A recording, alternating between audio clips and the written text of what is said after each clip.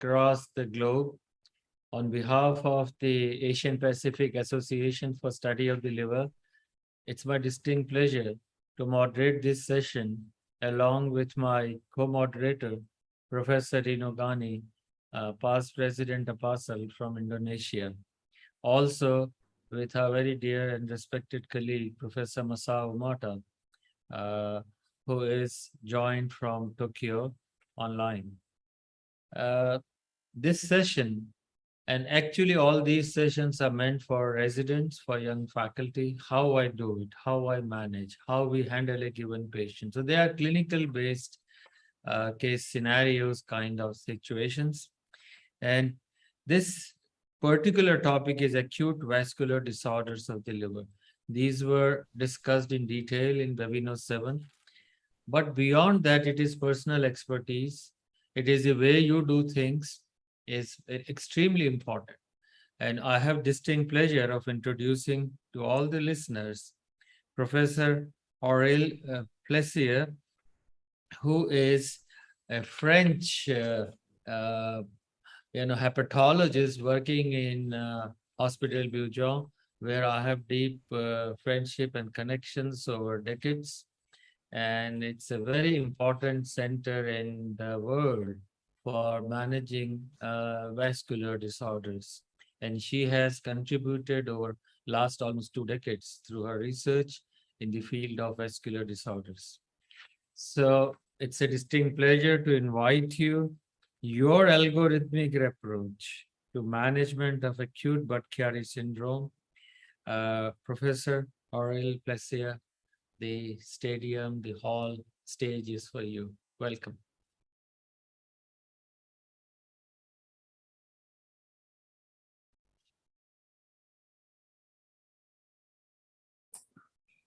Thank you very much, Professor Sarin, for this very nice introduction. Can you hear me well? Okay, perfect. Thank you. I first want to thank the organizers for this, for inviting me to participate at this very prestigious meeting. And I'm very happy to share, as Professor Sarin just said, the latest recommendation of Baveno, and also our own experience in how to manage acute Budd-Chiari syndrome, focusing on medical intervention, radiology, and transplantation. So, as you know, Budd-Chiari syndrome is defined as the obstruction of the venous outflow from the small hepatic vein to the inferior vena cava leading to the heart. And of course, this would lead to severe portal hypertension and liver failure according to the sequence of the obstruction. And in fact, definition of acute Budd-Chiari syndrome is highly variable according to the recommendations in every country. And for example, in Europe and in Asia. And I chose to take the definition that was given in ENVI-1 paper for acute Budd-Chiari syndrome, which was to have abdominal pain and transaminase level, ALT level, upper the 5 times the upper normal of the liver. Also, it was indicated in that definition that necrosis without fibrosis at liver biopsy could be an important feature, but as you know, up to now, we really try not to proceed on liver biopsy. That's why I didn't add this information. Anyway, acute Budd-Chiari syndrome is about 26% of the patient in that series, whereas chronic Budd-Chiari syndrome, who are patients who had previous symptoms or hospitalization, portal hypertension features represent 20% of the patient. And in fact, the vast majority has an acute and chronic presentation, present in 53% of the patient. Another way to see acute Budd-Chiari syndrome would be to use the APASL ACLF definition, which you all know very well, which is an acute hepatic insult manifesting as jaundice and coagulopathy, complicated within 4 weeks by ascites and or encephalopathy in a patient with previously diagnosed or undiagnosed chronic liver disease. Therefore, what we really need to know is that finally, Budd-Chiari syndrome only accounts for 1% of acute liver failure, and that it is very important when you face an acute liver failure to think of Budd-Chiari syndrome if you have portal hypertension features associated to this acute liver failure and a ratio of AST on ALT superior to 1. Therefore, when you have to face an acute Budd-Chiari syndrome, management is very challenging because Budd-Chiari syndrome is in the center of the presentation, but of course, you also have to face the cause of Budd-Chiari syndrome while managing the liver disease and the complications of liver disease and of the causes, and you have to work on all of this to improve the situation. As you know, acute Budd-Chiari syndrome can have a severe prognosis, and early diagnosis is really mandatory because therapy has to be urgently introduced, especially anticoagulation and treatment of portal hypertension complications.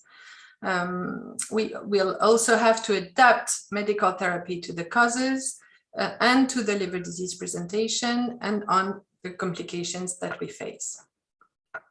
Therefore, up to now, whatever the presentation, chronic, acute, and chronic, the following therapeutic strategy based on treatment failure has been recommended for now more than 10 years, starting with medical management, then recanalization of the hepatic vein or inferior vena cava that are obstructed, then having a TIPS, and in case of treatment failure, again, ongoing to liver transplantation.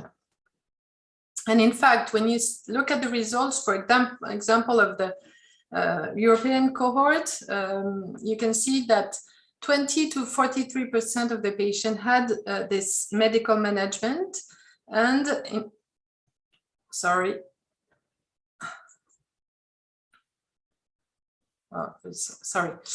And what is important is that is to identify what are the treatment failure criteria. And at first, these treatment failure criteria were to consider improvement of the situation if there was a combination of a decreasing rate of ascites, a decreasing serum bilirubin, and a decreasing serum creatinine when it was elevated, and to have conversely an increasing prothrombin level or factor V level. But when doing this strategy, in fact, medical management led to death in 29% of the patient in that situation, and probably there is part for improvement, and this is what we want to discuss, and this is what has been discussed in BAVENO-7 recently. So the first point is to really monitor these criteria and to be ready to anticipate the strategy going to the next step. So how can we predict this treatment failure? Well, there are some prognostic scores for Budd-Chiari syndrome, many prognostic scores, in fact, who all have their benefits and pejorative part. For example, you have the Rotterdam score, who includes encephalopathy, ascites, prothrombin time, albumin. You have the BCS TIPS prognostic score and the BCS survival score. And as you can see, all include items of acute liver failure and portal hypertension. And in fact, the scores that have been tested in acute Budd-Chiari syndrome and have been shown to be relevant are for the Rotterdam score, which is really predicting of intervention-free survival, the BCS TIPS score, with a cutoff of 7 points, which really predicts survival in this situation. The Clifton score predicts the 30-day mortality in acute chronic liver failure in Budd-Chiari syndrome.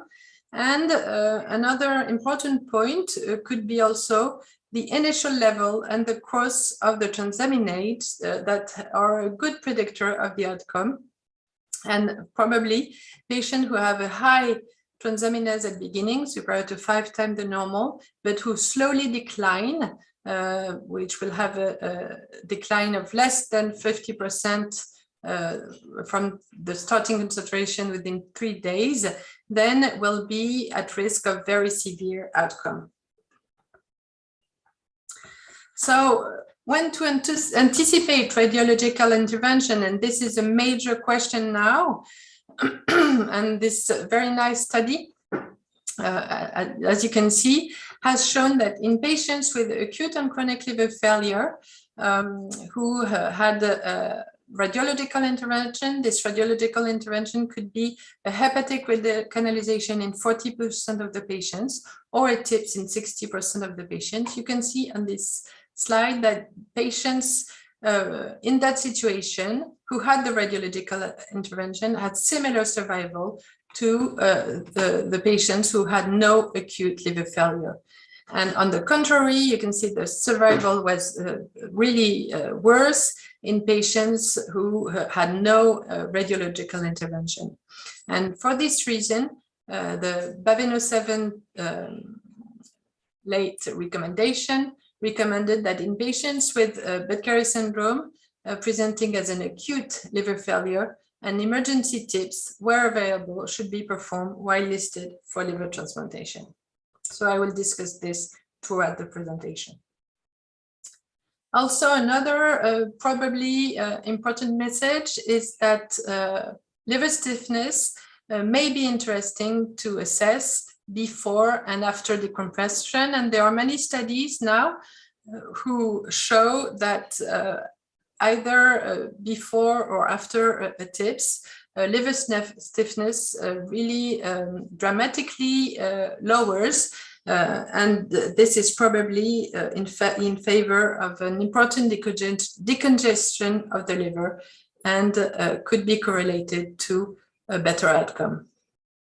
Therefore, this could be added as a treatment failure criteria to the other treatment failure criteria that we previously used.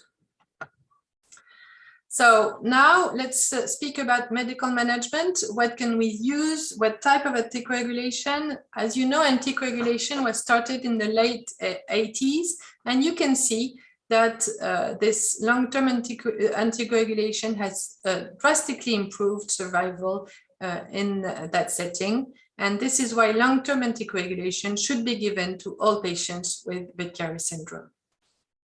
Nevertheless, even though the arguments to push towards this long-term anticoagulation is that, for example, as you know, myeloproliferative neoplasm is the frequent cause of Budd-Chiari syndrome, and you can see that patients treated with vitamin K antagonist have a much lower rate of thrombosis recurrence than patients who are not treated. Nevertheless, there are some complications of anticoagulation, especially in these patients who have severe portal hypertension. And the rate of bleeding is quite high, much higher than in deep vein thrombosis, as you can see, 22 per patient here, compared to 7 per patient here in deep vein thrombosis. And this is much more frequent in patients who have an invasive therapy, and it can also be related to excess anticoagulation in 30% of the patients. And esophageal varices in that study was the only independent predictor of severe bleeding. Another complication is that there is a higher rate of heparin-induced thrombopenia using unfractionated heparin, so we should be very cautious using this molecule in Budd-Chiari syndrome. So what about DOACs in patients with Budd-Chiari syndrome? You know that DOACs can be really difficult to use in patients with impaired liver function, whatever the molecule used. And currently they are really not to use in child C patients, and to use with a lot of caution in child B patients, because the hepatic metabolism might totally modify the outcome. And in fact, in Beck-Chiari syndrome, there are two studies that have assessed DOACs in this situation. And you can see that patients in that first study, Australian study, shows that finally DOACs are efficient, seem to be efficient, with a complete response of 64%. And a 5-year transplant-free survival of 92% in that situation, and with and seem relatively safe, as you have 4 major spontaneous bleeding and 1 major procedure-related bleeding again. Similarly, this second study from India has shown that there was a similar rate of stent patency survival and therapeutic strategy management with no increased rate of major bleeding. It is important to note that the number of patients is rather limited in these 2 studies, and that we have no data on pharmacokinetics, especially in patients with TIPS and drug interactions. And of course, patients with acute Beck-Chiari syndrome are probably not at all the good category of patients, as they usually present with severe liver failure. Therefore, to conclude on anticoagulation in Beck-Chiari syndrome, permanent anticoagulation is needed. Low molecular weight heparin and vitamin K antagonists are widely accepted and used in Beck-Chiari syndrome. Concerning DOACs, there is no major concern with safety as long as liver function is preserved, which is not the case usually in acute Beck-Chiari syndrome. They should be used with caution in patients with child B, and as well with renal failure, and they are not recommended in patients with child C. Please note that Baveno 7 also said that previous bleeding related to portal hypertension is not a contraindication to anticoagulant. Of course, portal hypertension has to be managed correctly, and type and monitoring should be decided with anticoagulation experts, and probably should be interrupted for invasive procedures. And also, it is probably very important to have patients enter education programs for anticoagulant. So what about portal hypertension treatment? Hemodynamics in Beck-Chiari syndrome and portal hypertension treatment have been largely described. There is an overactivation of the vasoactive neuronal system in Beck-Chiari syndrome. And as you can see on that study, the patients who have been bleeding once were compared to patients who had never been bleeding but had other complications of Beck-Chiari syndrome. And you can see that the cumulative survival is not different when you treat portal hypertension as recommended for other type of liver disease. Another important point probably is to start this medical therapy rapidly, and therefore to improve diagnosis delay. And here you can see a French epidemiological study, and you can see that almost half of the patients were diagnosed of Beck-Chiari syndrome more than 1 month after the symptoms started, which is much too late for a very symptomatic pathology. And in fact, as you all know, Beck-Chiari syndrome presentation is very different usually from complications of cirrhosis. And indeed, usually patients are much younger, often women, and they will present often with ascites and severe liver failure or acute liver injury. And moreover, if you have a cause for Beck-Chiari syndrome at diagnosis, if the patients, you know that this patient has myeloproliferative neoplasm or Behçet disease, then diagnosis should be very rapidly performed. Also, it's important to improve the delay of the diagnosis of the cause, and probably to very rapidly look for the different causes simultaneously, because Budd-Chiari syndrome is a multiple condition, and that the causes are well known. So here I detail the causes, and I will just focus on PNH to show how treating the cause might improve survival. Finally, on going to these causes, there is clinical specificity in splanchnic vein thrombosis, and patients who have high platelets, large splenomegaly, and portal hypertension due to Budd-Chiari are highly predictive of having myeloproliferative neoplasm, and looking for JAK2 mutation and the others should be really emphasized and rapidly known in this situation. Hemolysis and thrombosis of the small hepatic veins or of other veins, cerebral veins, for example, or in the splanchnic territory is very should emphasize looking for PNH, and then having an IVC obstruction, being a male and having persisting inflammation, being of Mediterranean origin, is very suggestive of Bisset disease. And this is important because treating the cause is usually well tolerated and may improve survival, and this is what I will show you now. In fact, in this study, patients were treated with eculizumab therapy and compared to patients who did not receive eculizumab therapy, and we assessed impact on survival and liver complications. And you can see here that patients who were treated with eculizumab in blue had the much improved survival and less venous thrombosis elsewhere or in the splanchnic territory, and there was a tendency towards less liver complications and less bleeding in patients treated with eculizumab. And this shows you how important it is to treat the cause in patients with Budd-Chiari syndrome. So now let's go to interventional radiology. And first to recanalization either of the hepatic vein or of the inferior vena cava, where the obstacle is. So what is shown generally in the literature is that it usually has a very low morbidity.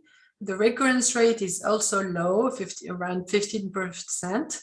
And compared to TIPS, there is less technical complications at first, and there is, of course, less hepatic encephalopathy as the outflow is preserved in that situation.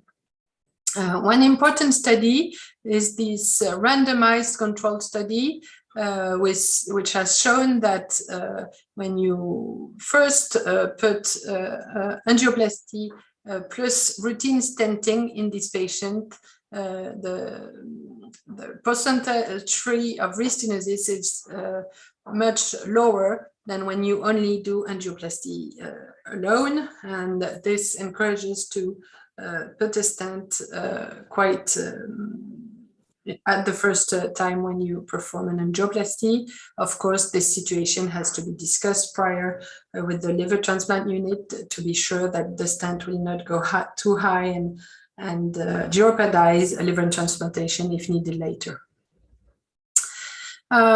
This is just to emphasize that there might be some difference among West and Eastern countries of the world. And as you can see, in most of the study, medical management alone is performed in about 10 to 15% of the patients, East or West. But the angioplasty and stenting is much more frequently performed in Asia compared to European countries. This is not really clear why this is so, probably because there is more inferior vena cava stenosis in Asia, but this is the situation anyway.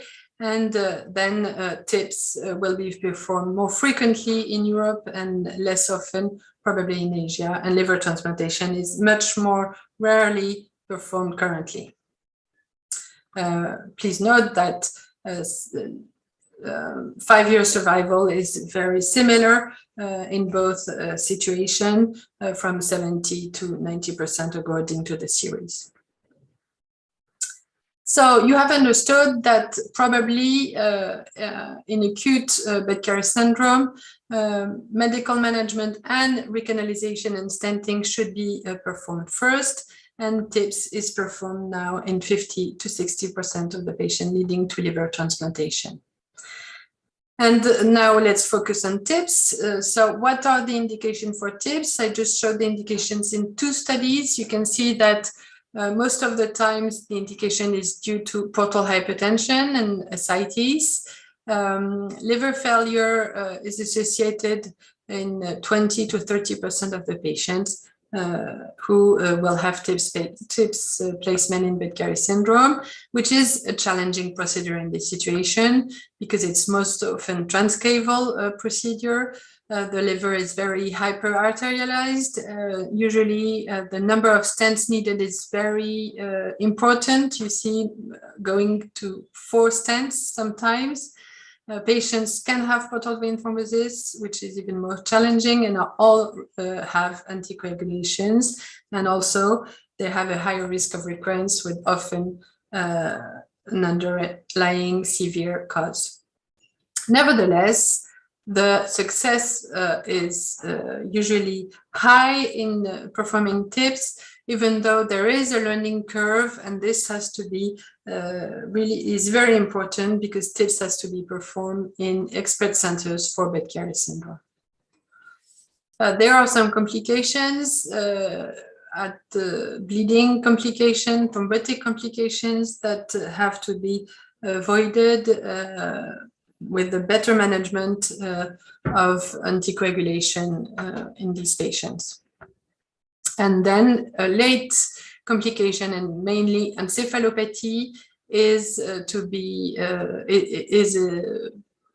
problem, and especially in these patients who are young, who are working hard, who usually have a very active life, and therefore it can be really a problem, and sometimes minimal encephalopathy is really challenging in these patients. Rifaximin seems to be quite efficient, but there's no real data on that. TIPS dysfunction is also a complication, but this can be quite easily managed currently. And usually it is due to myeloproliferative neoplasm associated and longer tracks and more frequent stents. Another important point when dealing with these patients is that regenerative changes occur and that HAC may be a complication in these patients and should be really surveyed, especially in patients who have TIPS and who will have a very prolonged surveillance for this. And finally, as you can see, the liver transplantation is finally rarely needed, and now it's most often needed in acute Becker syndrome who do not respond to the different treatments, and to patients with HEC. So to conclude on management in acute Becker syndrome, medical management, recanalization, stenting should be performed at first, and especially in patients who have unfavorable Becker syndrome intervention-free survival prognosis score, and probably whose transaminases scores at 3 days are unfavorable, then an emergency TIPS should also be anticipated, as well as liver transplantation, as was suggested by Baveneu-7. And to finally, it is very important to adapt to personal condition, to anticipate pregnancy, to anticipate the impact on work, sports, psychological concerns, nutrition, and to work with a multidisciplinary management, probably with a coordinating nurse, because the situation is so complicated for these patients, and of course to have our patients association support And this is very, very important in this difficult pathway of the disease. So Budd-Chiari syndrome is a multifactorial disease and should be managed with coordinated expert multidisciplinary management. We have to improve diagnosis delay to urgently start the therapies. We have to avoid unfractionated heparin in these patients. Probably in acute Budd-Chiari, really prefer low molecular weight heparin more than DOACs, and we anyway need an expert monitoring of anticoagulants. We really need to rapidly identify and treat the cause when appropriate, and to anticipate the radiological intervention and liver transplantation in acute BCS. We must not forget to assess and adapt management to personal condition, including patients' association involvement. And I thank you very much for your attention. Thank you. Very educative and very updated presentation. I would take up 2 or 3 questions which are on the question answer, and then I have 1 or 2 questions of my own. So while others are trying to put up their questions, we have a question from Dr. Giri, and the question is there a time frame for defining acute versus subacute Budd-Chiari, and does it change the management, and any role of liver stiffness in Budd-Chiari? Well, I think that what is very important, in fact, is the presence of encephalopathy or not in these patients at diagnosis. And acute Budd-Chiari presenting with encephalopathy would probably need a much more rapid ongoing in this strategy, and probably going to liver transplant as prognosis is worsened with encephalopathy. But anyway, I would stick on this prognosis scores and transaminase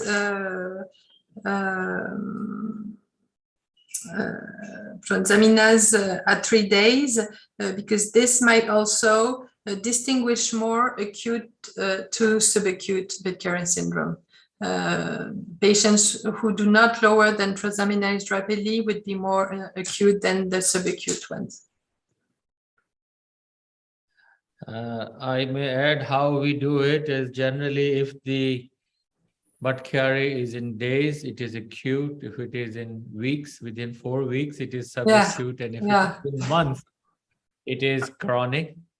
And in acute, we divide maybe in fulminant, which presents with features like acute liver failure, or acute, which is with jaundice and others. But these are very arbitrary, as you said in the beginning. Absolutely.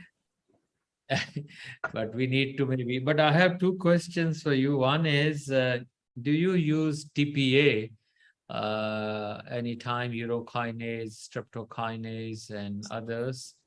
Any other TPA also? We may use a TPA associated to interventional radiology. We more frequently would use TPA in patients with inferior vena cava obstruction than hepatic vein obstruction, because it's much less invasive, of course, to use it in that situation. But it has been shown that it's not,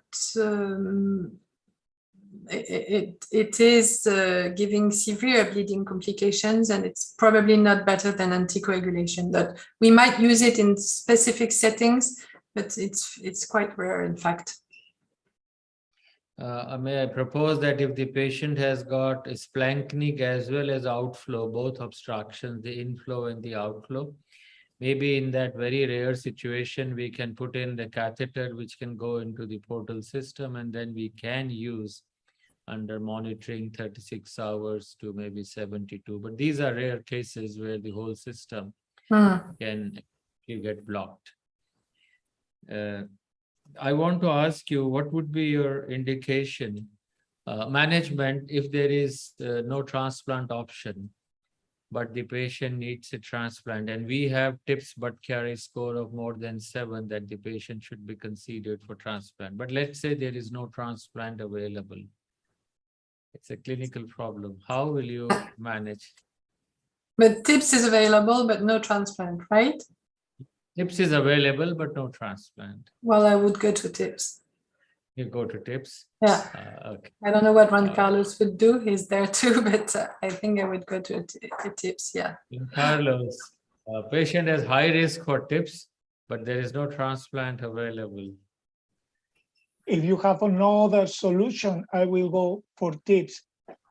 I think that when we describe the 7 points, well, we have learned a little bit how to manage these patients in many different aspects. It's quite all, and I think that I will try. If there is no other opportunity, I will try, of course.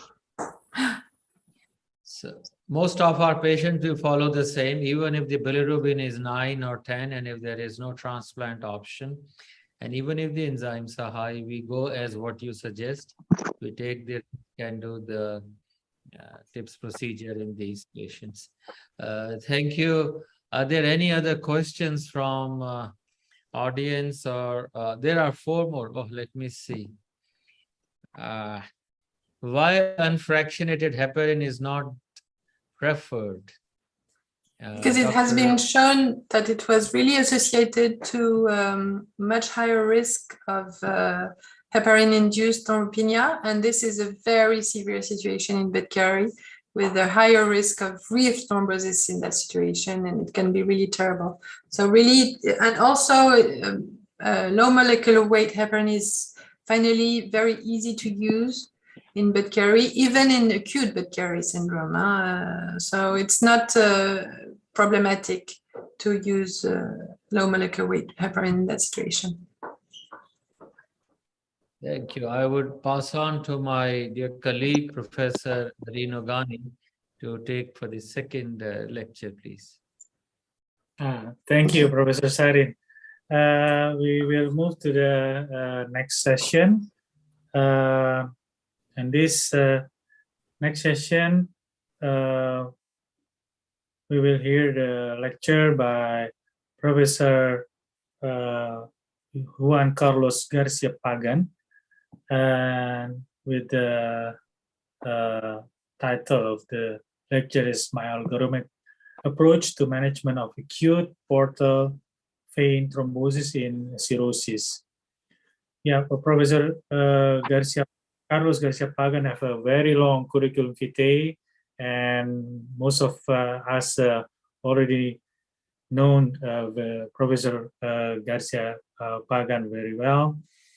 And fortunately, we have a short bio in his curriculum vitae. So I will read the short bio of Professor Juan Carlos Garcia Pagan.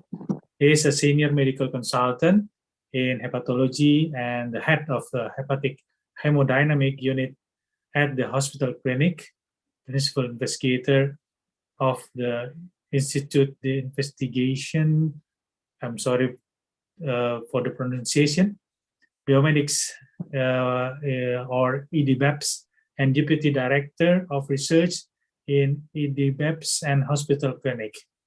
He has focused his professional career on portal hypertension in cirrhosis management. Above all, on the pathophysiology, diagnosis, and treatment of vascular disease of the liver. Also, he has founded the European Valdic Consortium and coordinated the national network REHEFEX and has contributed to hospital clinics. Yeah, without further ado, please, Professor Juan Carlos Garcia Pagan, please proceed. Thank you for this kind introduction. It's for me a pleasure to be here today and discuss with you our algorithm approach to management of acute portal vein thrombosis in cirrhosis. Actually, this algorithm is following quite precisely what the Babeno recommendations made, although always there are some different small differentiations according to the personal experience. Can you see my slides properly? Yes, yes. Okay, perfect. Well, I would like to introduce this patient. This is a male, 54 years old, that 2 years ago, because the finding of a low platelet count, it was diagnosed of childhood cirrhosis associated with increased alcohol consumption. Upper endoscopy showed a large esophageal varices, and he was began in carvedilol, and ultrasound Doppler at that time showed no ascites, no ACC, and no portal vein thrombosis. Since then, the patient has alcohol abstinence, and he had 6-month controls, including ultrasound, with a complete clinical stability. However, 2 weeks ago, a progressive abdominal distension was present and no abdominal pain. The US Doppler showed high, moderate volume of ascites with an occlusive thrombosis of the right portal branch and also of the main portal trunk. The creatinine and the sodium were normal. The patient has no hepatic encephalopathy. The bilirubin was normal, and it was a child weight of 7 points and a male of 11. At that time, can be a regular patient that we can see in our outside clinic. And the question is, what should we do with PVT? Of course, we need to treat ascites, but what should we do with PVT? Should we treat it or should not treat this PVT? Look at very carefully occlusive thrombosis of the right portal vein and of the main portal trunk. Okay, well, usually PVT, we now know that is a frequent complication in patients with cirrhosis, depending on the severity of liver disease, depending on different factors. The incidence can range from 4 to 19% per year. If we quoted all the studies, approximately 13% can be a median yearly incidence. And the way that portal vein thrombosis presents in patients with cirrhosis, I would say that in approximately 1/3 of patients, we diagnose PVT in the setting of symptoms, very rarely with symptoms that can be clearly attributed to the development of PVT, that are symptoms of intestinal ischemia. It is very different what happens in non-cirrhotic livers, but more frequently, in most cases, we identify that this portal vein thrombosis in the setting of a patient that develops a portal hypertension complication, like variceal bleeding or development of ascites, that we don't know really if PVT is playing or not a role. There is no clear evidence that this complication is really the consequence or not of the PVT. But probably more frequently, we detect in a routine imaging study that we are performing, usually in these patients every 6 months for ECC screening, the patient has no symptoms of portal hypertension complications, no symptoms of intestinal ischemia. It is clear that when there is intestinal ischemia, it is clear that we need to treat this patient, but the doubts arise when we found PVT in this other situation. And when we want to decide what to do, probably there are some important facts that we need to take into account and to consider. And we need to know, okay, what is the natural history of PVT? What should we expect if we only observe in a patient that developed PVT? What is going to happen with this PVT? How extensive is this PVT? It's affecting only mural, it's occlusive. And of course, do we know what is the potential impact of PVT on the natural history of cirrhosis? It is clear that if a patient develops PVT, PVT worsens the prognosis of these patients. Again, what is the impact of PVT on the liver transplant outcome in this patient would require now or maybe in the following month or in the following years a liver transplant. And also it is very important when deciding treatment to what extent the treatment that we will propose are efficacious and also how much risk this treatment may have for these patients. And then one of the things is the natural history. And when we look at the natural history, there is still a lot of things to learn. It has been suggested in some patients that spontaneous recanalization or improving in the amount of thrombus that the patient has can regress spontaneously. And actually, there are some series that said that even in 70% of the patient, the portal vein thrombosis can reverse. as said here, these were mainly partial portal vein thrombosis, but also in up to 45%, the PVT would remain at least for months. We never know what will happen after maybe 2 or 3 years, may remain unchanged, but in some cases that will progress. And therefore, all these arguments, maybe such a frequent spontaneous recanalization, stabilization, may argument supporting no treatment. Well, we will extend on that observation. We need to say that most of these studies in the natural history have a short follow-up, maybe 2 years, 3 years, and probably we can see higher rates of progression if longer follow-up is shown in these patients. Again, if the portal vein thrombosis is only partial, close imaging follow-up could be a good option, but especially if there are no other factors that may recommend treatment. But we will see this again in the algorithm. Sorry.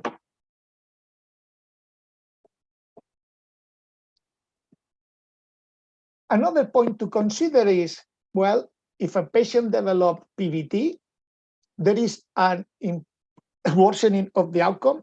Well, theoretically, development of PVT would add a presinusoidal component of portal hypertension, and then that will be probably or theoretically followed by a deterioration, a further deterioration of the liver condition. However, the studies that have tried to evaluate how PVT deteriorates the function of liver in patients with liver fibrosis has not been clearly demonstrated in prospective large sample size studies.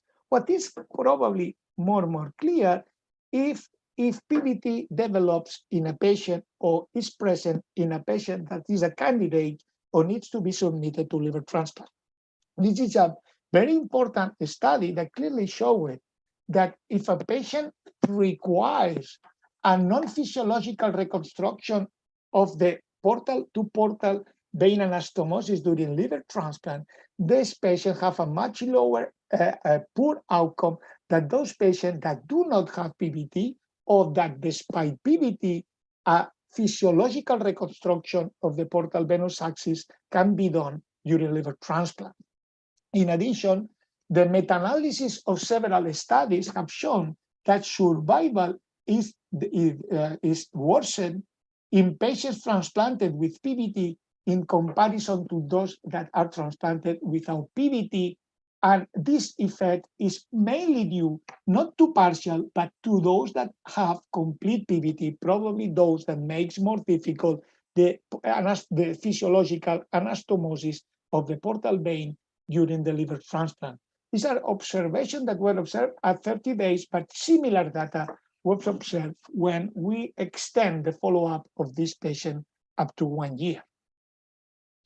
Therefore, this data strongly suggests that in potential or current liver transplant candidates preventing or treating severe forms of PVT that would allow a physiological reconstruction of the portal venous system are for sure going to impact the outcome of this patient, and then we need to strongly consider the need to treat these patients, as we will see later on. And which are the potential options that we have? Well, as I mentioned to you, probably in partial thrombosis, in patients not candidates to liver transplant, observation to assess thrombosis resolution or progression is one option. But the two main options in this patient to consider is to initiate anticoagulation or to treat this patient with TIPS plus or with portal vein recanalization. And this is the, a meta-analysis done by Lafredo clearly showing that anticoagulation is very efficacious, achieving complete recanalization of the portal vein, of the portal venous tract. As you can see here, 42% achieving complete recanalization of the portal venous system versus 13% in those patients receiving no treatment. And what is more important, even more important, in those patients receiving anticoagulation, progression of the thrombus was only observed in 9%. This is important because you can see thrombus progression despite anticoagulation, although much less than the rate of 33% that was observed in those patients that do not receive anticoagulation.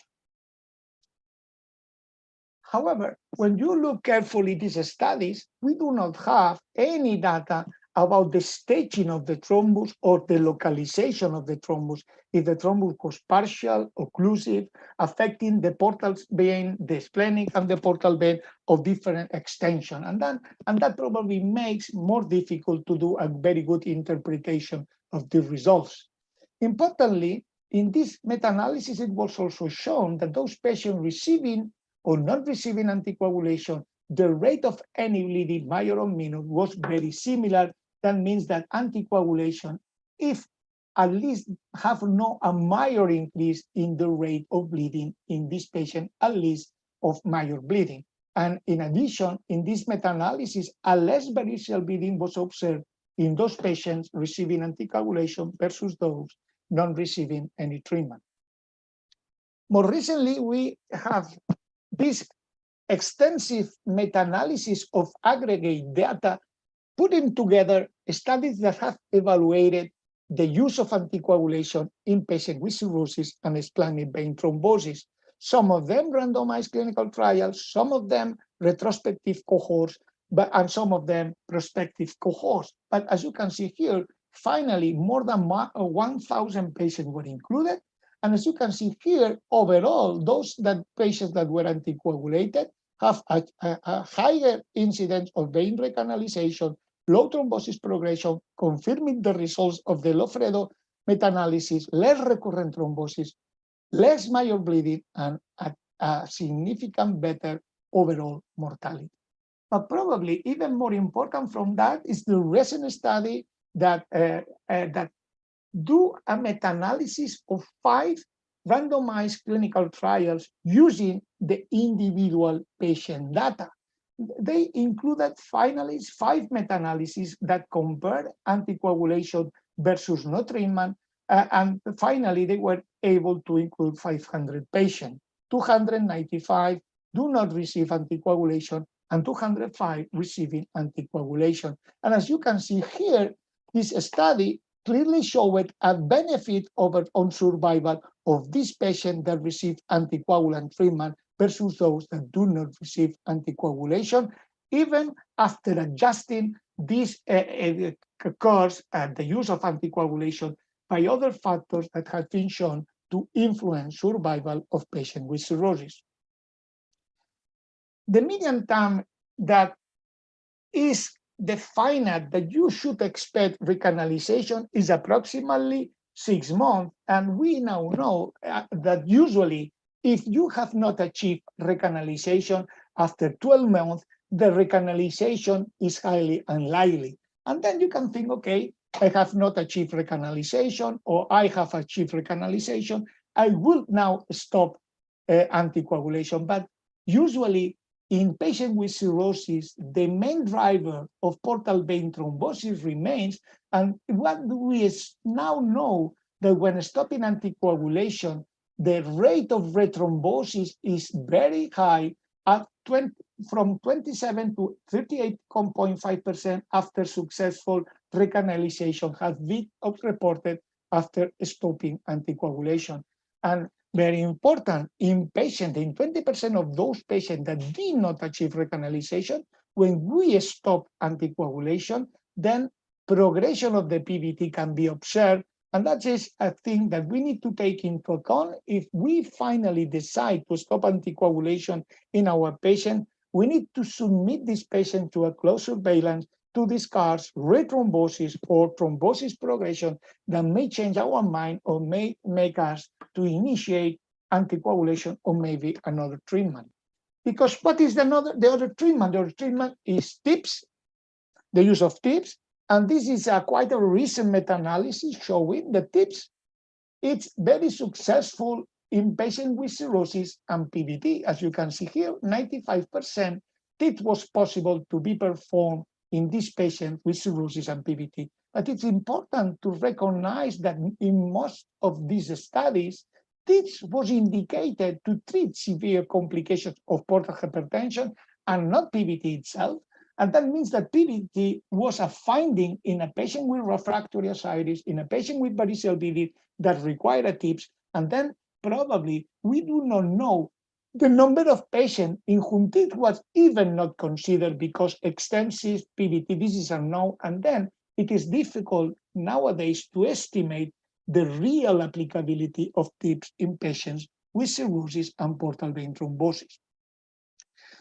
One special situation is a patient that arrived with a varicose bleeding, and then when the ultrasound of the imaging study that we performed, and I mentioned PVT is identified. There are two studies clearly showing that TIPS is very effective preventing rebleeding, but without not too much effect on survival. But at least, as you can see here, TIPS was quite effective preventing rebleeding, and similar results were observed in patients in another randomized clinical trial, both of them coming from China. In both of them, there was a small sample size, and it is very possible that not to find differences in survival may be due to the low sample size, but then we need to wait still for other further studies in this issue.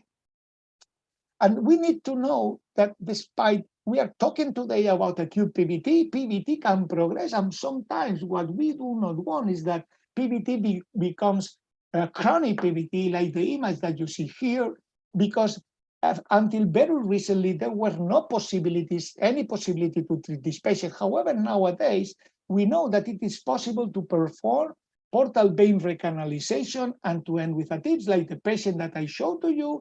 The group of Northwestern Chicago showed very clearly the possibility of performing recanalization, ending with a TIPS, and repermeabilizing the portal venous axis, and in some of these patients, allowing the possibility to perform a physiological reconstruction of the portal vein during liver transplant. And this is finally my three last slides to summarize the algorithm in three different scenarios. When we found a patient with a recent PVT, acute PVT symptomatic with intestinal ischemia, abdominal pain, signs of intestinal ischemia, we should have an emergent surgery and radiological consultation. And if surgery not indicated, we initiate anticoagulation and then to see the follow-up, and maybe this patient may require sometimes surgery. But with this patient, the symptoms are not directly related to the portal vein thrombosis, but varicose bleeding or difficult to treat ascites. We take into consideration the extent of the portal vein thrombosis. If the thrombosis is very extent, more than 50% of the vessel is occluded, or even more, then in these patients, anticoagulation is initiated, but we always consider the possibility, as I showed to you, to do a TIPS to treat the complication of portal hypertension at the same time PVT. However, still there is not a good answer to define which is the best option. When the extension is the portal vein is only parietal portal vein thrombosis, then we treat the bleeding episode, or we treat ascites as usual. And if there is a good response of the bleeding episode and there is no progression of the thrombosis, we follow this patient with imaging follow-up. If there is progression, again, we consider the possibility to initiate anticoagulation, but mainly to use a TIPS. When we found an asymptomatic recent PVT, for us it's very important to consider the possibility that the patient is a current or future liver transplant candidate.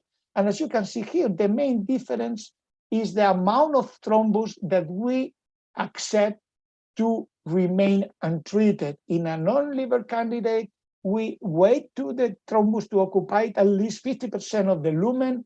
This is only 25% in patients that are candidates for liver transplant. If the amount of thrombus is not very marked, we should meet the patient to close imaging follow-up.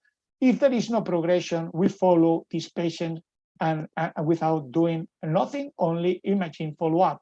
However, if there is progression or the amount of the thrombus is higher than that the one I mentioned before, we always initiate anticoagulation until liver transplant in case of current or future liver candidates with close imaging follow-up.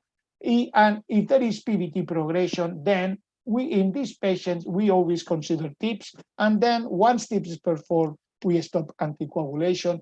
And a similar scheme we perform, although our threshold to use TIPS, this consideration of TIPS, it's much higher than our threshold to decide to go for TIPS is higher in patients that are non-liver transplant candidates. And of course, there is an individual case-by-case discussion. And what about in chronic PVT? Again, if there is a need for liver transplant, and at that time, is it possible to perform a physiological because there is enough space to do a physiological reconstruction of the portal to portal vein anastomosis? We just observe. If there is no this possibility, then there are two options. Our surgeon may decide to do a non-physiological anastomosis, such as a renoportal anastomosis, but now that they know the possibility to do recanalization, they more and more request us to do a portal vein recanalization, almost in all these cases with cirrhosis that need to be followed by a TIPS. Again, we do that if the patient with chronic PVT arrives to the hospital with a refractory varicose bleeding or refractory ascites. Coming back to our patient, of course, because of the extension, because of the age, we decided to do anticoagulation with close follow-up. And if there is no recanalization or there is progression of the portal vein thrombosis, a TIPS will be proposed to this patient. And finally, we thank you, the team in Barcelona with radiologists, surgeons, hepatologists, hematologists that allow us to follow very carefully all these patients. Thank you for your attention. Thank you, Professor Garcia-Pagan, for the very, very nice, informative lecture. Yeah, of course, we have several questions here. The first questions is from the in Shan. What is your opinion on anticoagulation in populations with severe thrombocytopenia with thrombosis? So what precaution that you could recommend before starting the treatment? Maybe you can, yeah. This is a very good question and a very, not very frequently, fortunate, but from time to time, a problem that we have. If we want to anticoagulate this patient and the platelets are really very, very, very low, I would say less than 20,000, 25,000, it depends in other potential risk of the patients. We probably skip the anticoagulation step. And if we decided that it's very important to recanalize the portal vein of this patient, we do a TIPS. Because we are, of course, afraid, and we have had some patients with 20,000 platelets that even worsen. But again, I have no question, and I have not the real answer. As far as I know, that is a personal experience, and a few patients, each of us have treated. Probably some of them, you are more confident in anticoagulation and nothing happens. But in these particular patients, in most of the cases, if there is a good indication to treat, we move for TIPS. TIPS, okay. Uh-huh.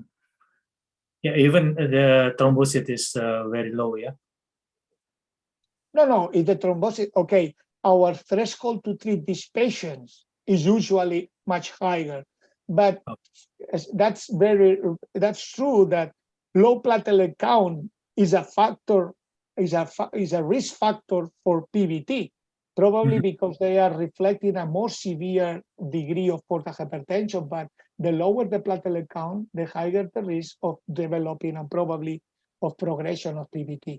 But our threshold, if I have a thrombus, probably 30%, 40%, even 50%, I may wait a little bit to see what happens. But if there is progression and I decide to treat a patient with 20,000 platelets, well, unfortunately, we have no randomized clinical trials, but probably I will go for TIPS. Okay. Yeah. The next question is can portal Doppler used to see progression of portal vein thrombosis, and also how do we assess the degree of extent of thrombosis? 20%, 50%. Yeah. How do we assess it? We always, in baseline conditions and to stage the severity of PVT, we always perform a CT scan or angio MRIs, always. However, the problem is that when you decide to submit the patient to follow up, and then you don't want to do CT scans every 3 months in a patient that may have 30 years, 35 years. And then we always consider the possibility that ultrasound may be useful. And in some patients, the window for ultrasound is very good one. We discuss this with our radiologists because we have a special session every week to discuss the kind of patient. And then they explain to us, in this patient, ultrasound is not worth it to do it. Or in this patient, I can follow the progression quite good. And if there is progression, usually we end up to doing a new CT scan for staging, because ultrasound in most of the cases is not very good to assess the thrombosis of the splenic or the mesenteric vein. Okay. Professor Garcia Pagan, in the setting of a malignancy, do you think what is the best treatment for portal vein thrombosis in this kind of situations? What do you mean in the setting of malignancy? A patient with I mean, HCC? Yes, in this HCC, can we do any recanalization of something in this Well, kind of? I think that you need to consider the overall prognosis of the patient with HCC, but in most of the cases, we treat the patient similarly, but taking into consideration the possibility that this patient may be submitted to embolization, to radiofrequency, the treatment that the patient would require. Of course, we put this in our algorithm to decide the treatment that we are going to do. If it is a patient that has partial, and we are considering tips, but we know that the patient is going to be submitted to a very large arterial embolization, that makes us to stop this decision or to wait. It depends. But we usually treat it in the same way. It depends if it's an extensive malignancy or not. Okay. So no more. Oh. I would like to answer one question. Is thrombophilia workup required? My answer is now very clearly not. I am reading the questions in the chat. Yes. There is a question, I think that is very important, because we were doing that before, but now we think that it's not necessary. Cirrhosis by itself is a high risk condition promoting PVT. And if there is no other sign, like for example, you have a large splenomegaly with a platelet count of 200,000, because in some cases you can find a cirrhotic patient, biopsy patient with cirrhosis, and then that has a myeloproliferative neoplasm, but this is not tremendously frequent. And then as a routine, I would not recommend to do a thrombophilic study in the routine clinical workup in this patient with cirrhosis. Oh, if no cirrhosis, how about the thrombolytic therapy? Well, in non-cirrhosis, I think that Aurelie has perfectly explained it, that they require for Buchiari, but the prothrombotic study in a non-cirrhotic PVT is more or less the same. Okay. Yeah. Yeah. Okay. Thank you, Professor Garcia Pagan, for the very, very clear answer. Maybe Professor Sarin want to add something? Yeah. Well, very educative, Juan Carlos, as always, and we are very happy. I have only one comment to ask you is, if the patient you have is having already known chronic portal vein thrombosis, we know that he is in cirrhosis with PVT, and he comes with now an acute attack of pain. So it's like acute on chronic portal vein thrombosis. Is there any experience of doing an emergency tips of patients who come with acute on chronic, especially if the patient has developed mild ascites, which he did not have earlier? Well, if the acute is because he develops ascites or a varicose bleeding, probably I will try to control the bleeding episode. And if it is a varicose bleeding, probably I will consider the possibility to do a portal vein recanalization with a TIPS.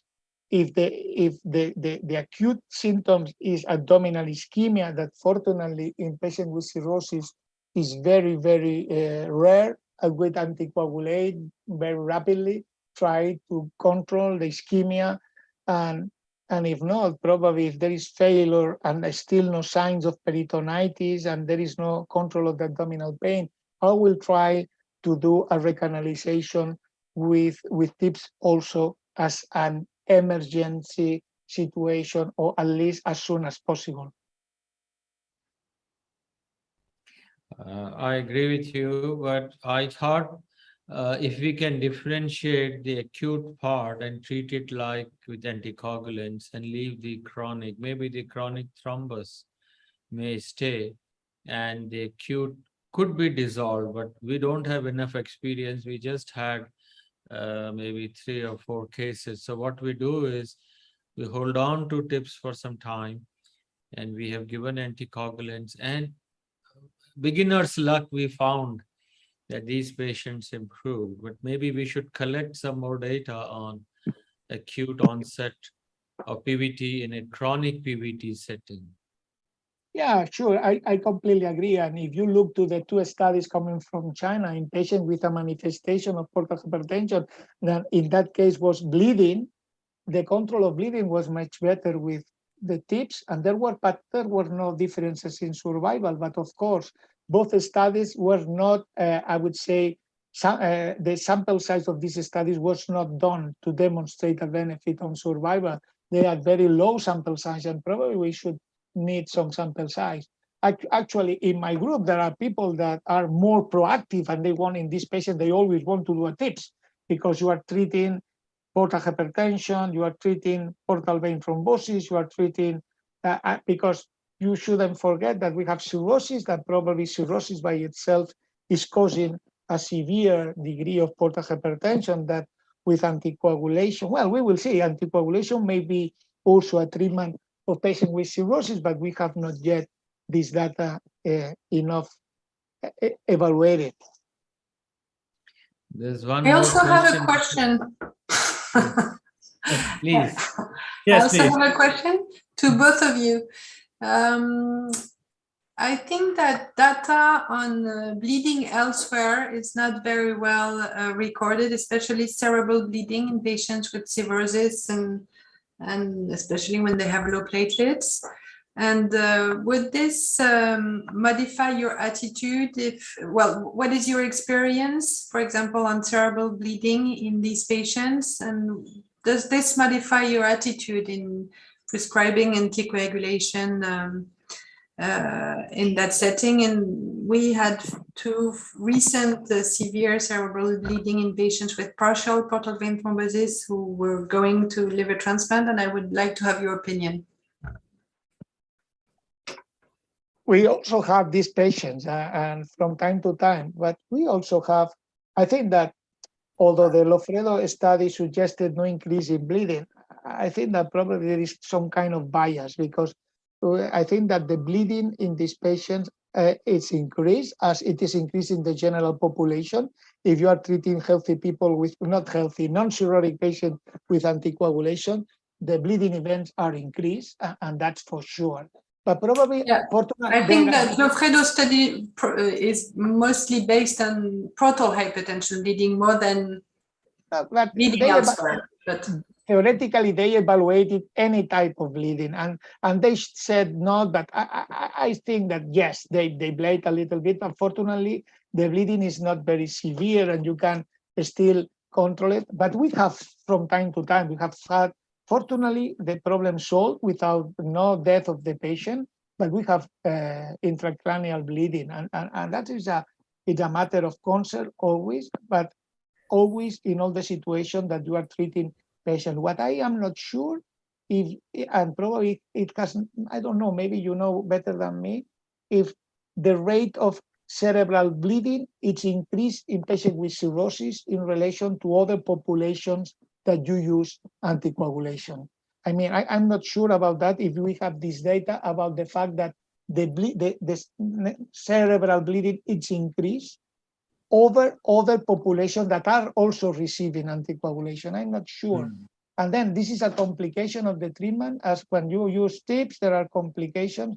But overall, when you look the overall survival, and as I mentioned, the meta-analysis by individual data meta-analysis, we need more data, but the individual data meta-analysis by the group of Dr. Albillos, plotting together 5 studies, the final there was a final improvement in survival overall, no? That was an improvement in survival, although of course these treatments are associated with complications that in some cases, unfortunately, are very severe. And that's why sometimes we prefer to do observation when the thrombus is not very extensive, and we say, okay, wait a little bit. Yes. Okay.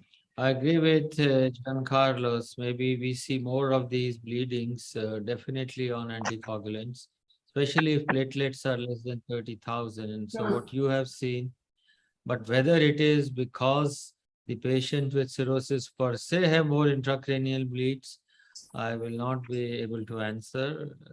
But we do see in our ICU at least 1 or 2 every week who come with intracranial bleeds. I think there are many more questions, but in the interest of time, I would like to, Masao, you have any questions, or our immediate past president from Korea, Professor Jinmo Yang, if you are there, and I was if you here. have any. Sorry, I'm still Masao. working. I had I know. recent advancement of this area very much.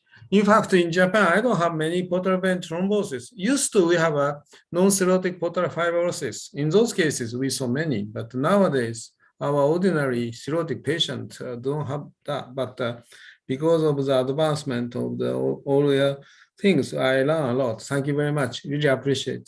Yes, that's from Tokyo. Thank you. Thank you. Thank you, Masao, for being with us all through. I know how busy you are. Any other comment from Dr. Uno, Dr.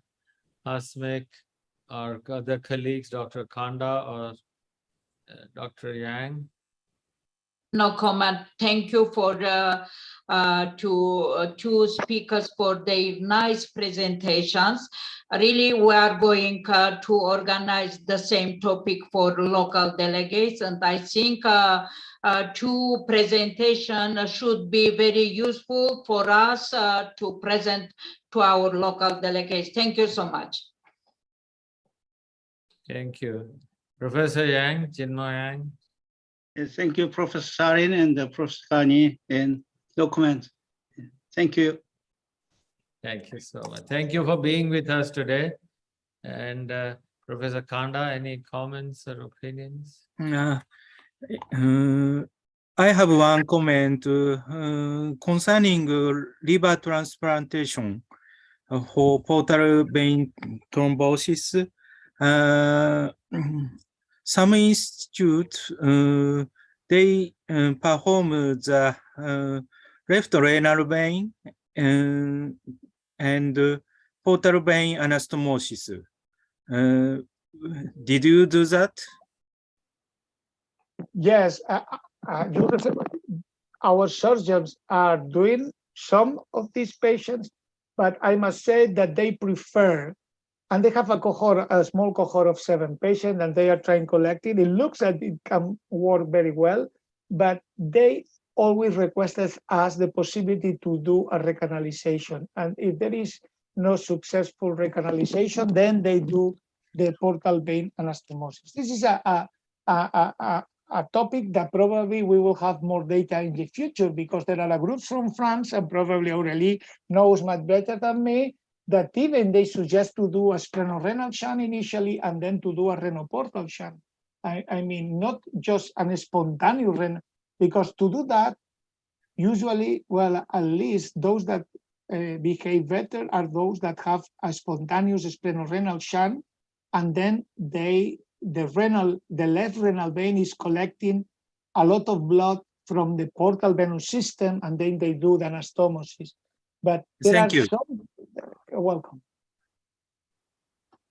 I will hand over to Dr. Manoj if he is there, and would like to thank on my behalf as moderator and Dr. Ghani.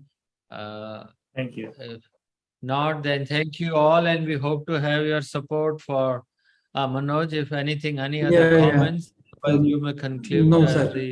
I am really thankful to all of you, all the moderators and both the speakers and all the participants for such a nice presentation and active participation. Thank you very much. Thank you. Thank you very much. Thank you. Thank you, Professor. Again, and Fazil. Thank you, Izumi. Thank you, the APSL Secretariat. Thank you. Thank you, Professor. Bye, everybody. Bye-bye. Dr. Ghani, Thank you. how are you? Bye. Thank you very much. I enjoy your talk very much. Thank you. Thank you. Right. Bye-bye. Dr. Wang, Mong.